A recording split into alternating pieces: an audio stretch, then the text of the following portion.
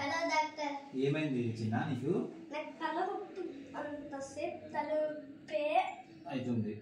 ఎప్పటి నుంచి హర్ష నీకు ఇట్లా తలనొప్పి? 2 days నుంచి. ఓకే.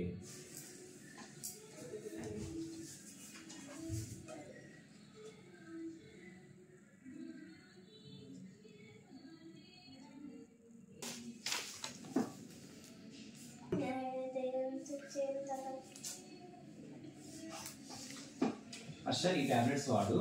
తర్వాత టీవీ ఎక్కువ చూడడం మానేసేయి, మొబైల్స్ ఎక్కువ చూడడం మానేసేయి, బాగా వాటర్ తాగడం నేర్చుకో, బాగా టైంకి ఫుడ్ తినాలి, తర్వాత బాగా టైంకి నిద్రపోవాలి. అప్పుడు నీ తలనొప్పి తగ్గుతుంది.